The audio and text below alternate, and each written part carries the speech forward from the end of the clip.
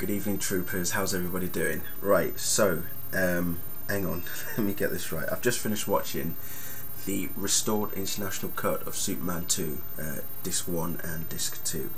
And this was obviously, released well before we got the Richard Donner version of Superman 2 on DVD, which obviously came out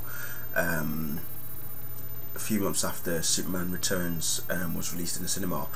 And it's this if I had not been aware that Richard Donner had done had directed pretty much 70% of Superman 2, then this would really have opened my eyes to the whole saga that occurred during filming of both Superman and Superman 2, and all the implications that occurred during filming of Superman 2 as well.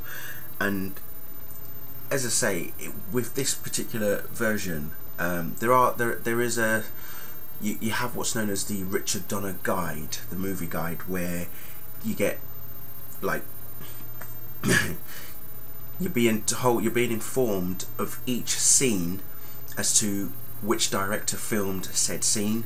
So, for example, the scene in Paris where Clark flies the elevator out into Earth, that was all Richard Lester's scene, apart from the background of Earth, where he's taking the elevator out of Earth.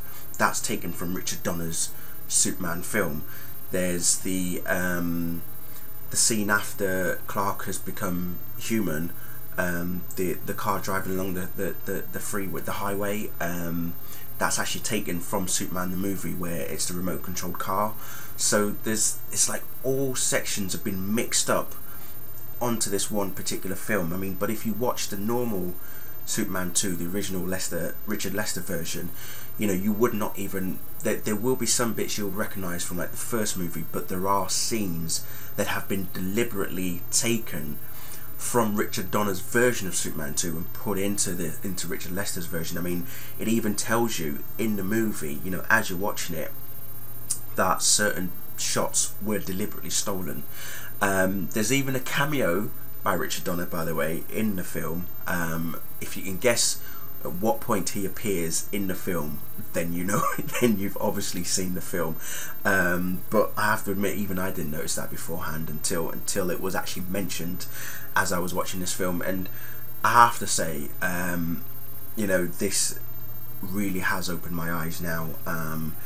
It gives you more information as to what really happened during the filming of this film, what scenes were taken from the other film, what scenes were not included, what scenes or shots were deliberately taken from Richard Donner, and how unhappy Richard Donner was with the final version of Superman 2 that was released in the cinemas and everything. And it really does open your eyes, people. So if you have seen it, this restored international cut of Superman 2, let me know what you thought of it as well. Again, Gina Vedder, seriously, thank you very much for this.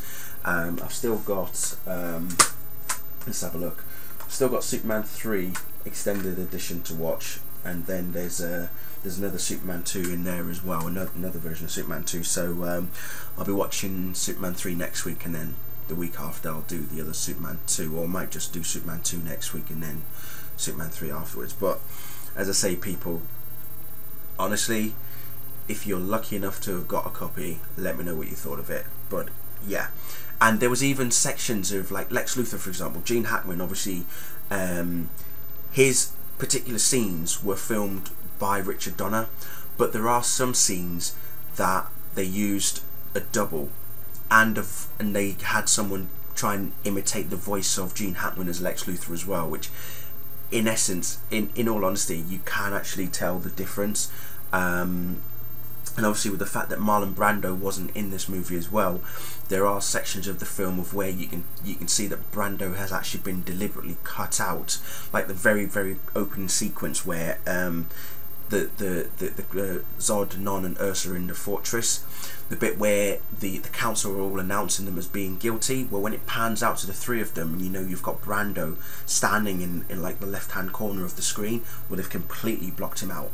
So that particular shot is actually taken from Superman the movie, and they've just completely blocked out Brando altogether. So yeah, there were some serious issues regarding this film, and it doesn't make me happy, you know, that they didn't have Donner, you know, complete the film in the way that he wanted, in the manner that he wanted. And yeah, I'm glad that we've got the Richard Donner version now on DVD, but I would have preferred to have seen the finished product. I mean, as I say, if I had not known that a Richard Donner version had existed, as far as I was concerned, it was all about Richard Lester.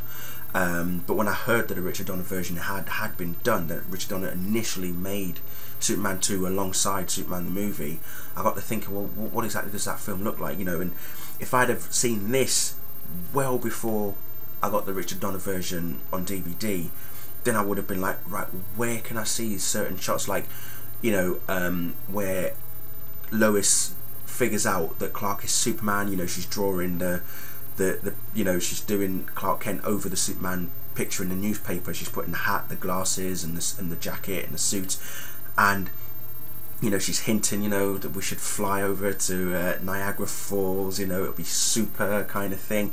And then when she falls out the window, you know, he super speeds all the way downstage. You know, that in particular was only seen in the Richard Donner version, but it mentions it in this film. It mentions it, tells you certain things that you would have already seen in the Richard Donner version, but if you hadn't seen it, this tells you.